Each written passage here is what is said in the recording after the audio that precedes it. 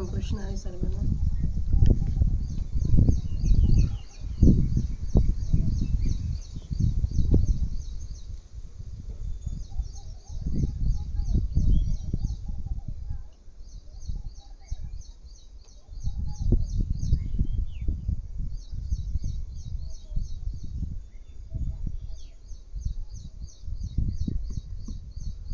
वक्रतुंड महाकाय सूर्यकोटी समप्रभ निर्विघ्नं कुरु मे देव सर्वकार्येषु सर्वदा.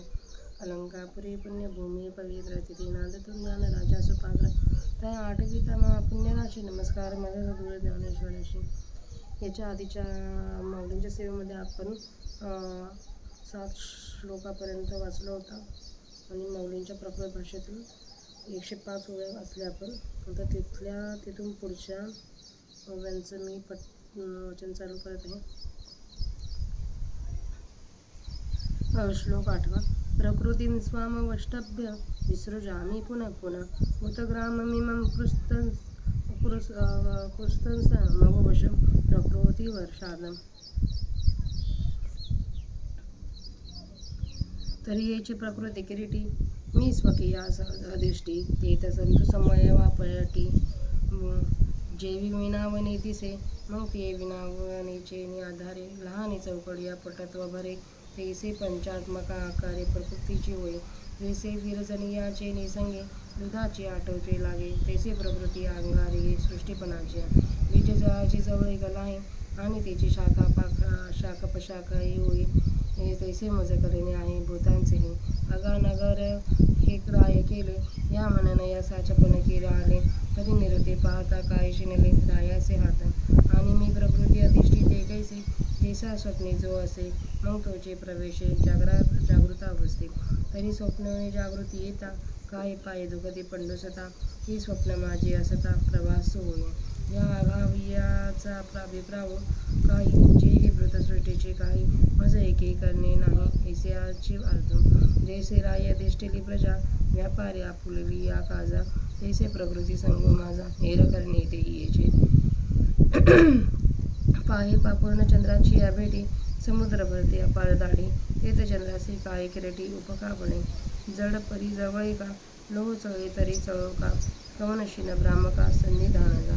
किंबहुना या परी मीनचे प्रकृती अंगीकारी आणि भूतसृष्टी एकसरी प्रसवची लागे.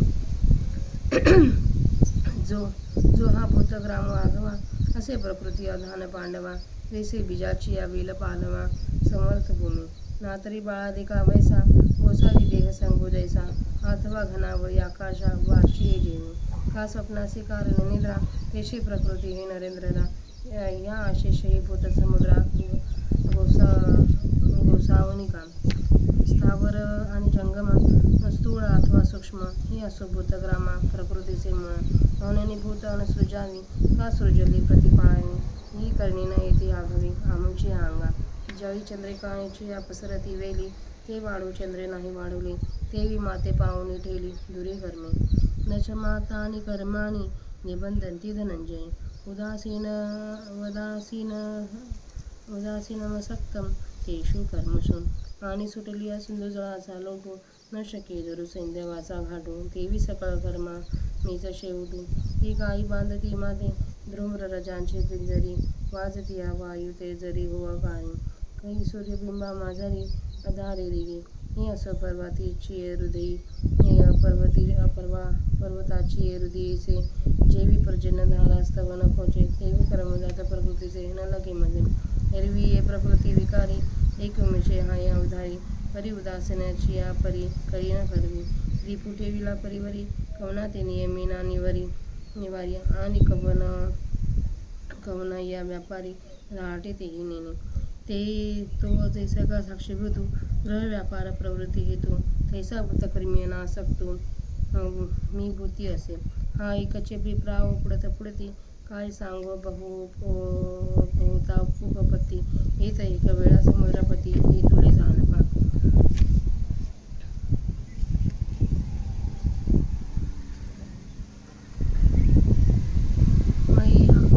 मयाध्यक्षेण प्रकृती हा सूयते सचराचरं हेतुनानेन कौन्तेय जगद्विपरिवर्तते.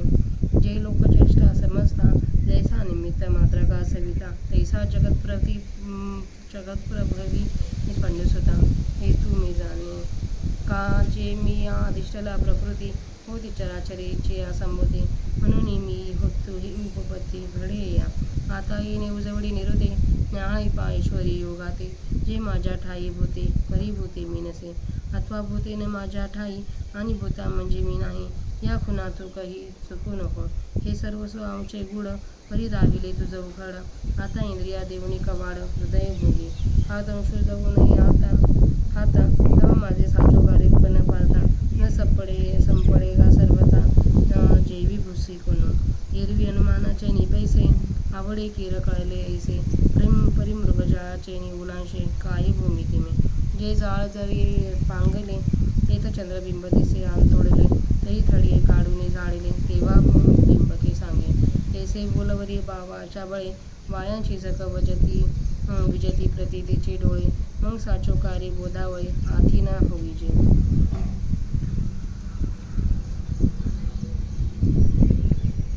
आपल्या माऊलींच्या प्राकृत भाषेतील 139 ओव्यांचं वाचन झालं आहे आणि 10 श्लोक वाचून झाले आहेत भगवद्गीतेचे.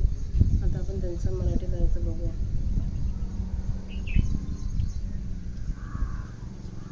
श्लोक 8.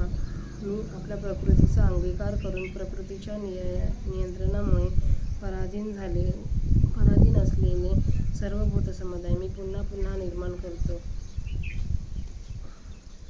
तर अर्जुना, या माझ्या मायेचा जेव्हा मी स्वभावतः अंगीकार करतो तेव्हा स्वतःचा नित्य संबंध असलेल्या वस्त्रामध्ये मी ज्याप्रमाणे विणकर दिसते त्याप्रमाणे विणकरीच्या आधाराने मग लहान लहान चौकड्या एकत्र होऊन जसे वस्त्र होते तशी मायाच पंचमहाभूतात्मक जगाच्या आकाराने प्रकट होते.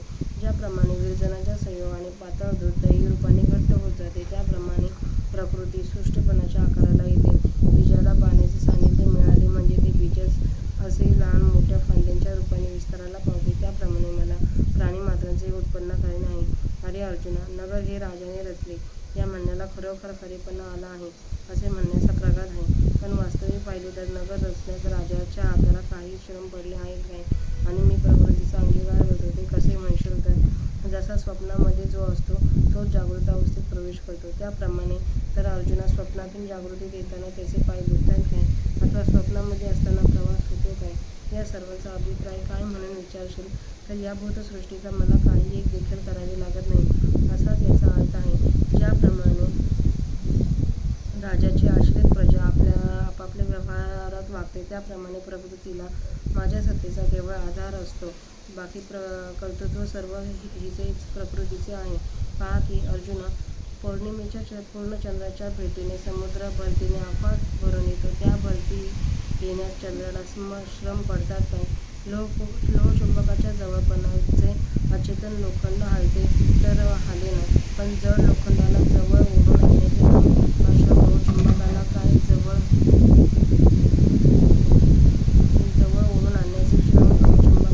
पडले? फार काय सांगावे. याप्रमाणे मी आपल्या प्रकृतीचा अंगीकार करतो व त्या योगाने ही प्रकृती भूतसृष्टीला एकसारखे उत्पन्न करूच लागते. अर्जुना, हा जो प्राण्यांचा समुदाय आहे तो प्रकृतीच्या अधीन आहे. ज्याप्रमाणे बीजाच्या वेलाला आणि पानाला उत्पन्न करण्यास भूमी जन्मी समर्थ आहे अथवा बाल्याही अवस्था जसे देहसंघाचा आधार आहे किंवा ज्याप्रमाणे आकाशात मेघाची फळी येण्यास वर्षा ऋतू आधारभूत आहे अथवा स्वप्नाला कारण जशी झोप आहे त्याप्रमाणे हे श्रेष्ठ पुरुष आहे. या सर्वही भूतसमुद्राची मालकीन प्रकृती आहे. स्थावरांना अथवा जंगमांना, मोठमोठ्यांना अथवा लहानांना हे राहू दे, सर्व भूतसमुदायात प्रकृतीच आहे. म्हणून भूते उत्पन्न करावीत अथवा उत्पन्न केलेली भूते रक्षण करावी या सर्व गोष्टी करण्याचा संबंध आपल्याकडे मुळीच येत नाही. पाण्यामध्ये चांदण्याच्या वेली पसरलेल्या दिसतात त्याप्रमाणे दिसतात. त्या वेली वाढवण्याचे काम जसे चंद्राने केले नाही त्याप्रमाणे जगाची उत्पत्ती, स्थिती वगैरे कर्म माझ्यापासून दूर राहिलेले आहे.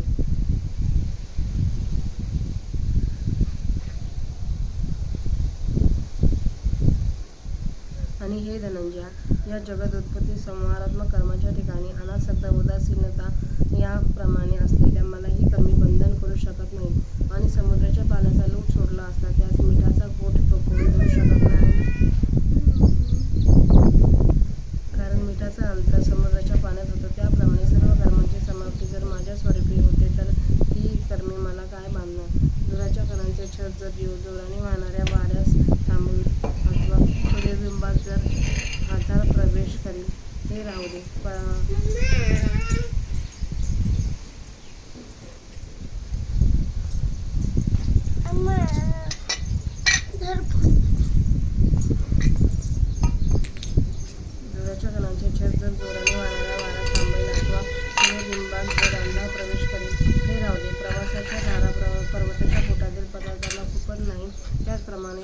तसे कर्म मात्र मला बांधू शकत नाही. एरवी या प्रकृतीच्या विकारांमध्ये जगामध्ये मीच एक आहे ते लक्षात ठेव.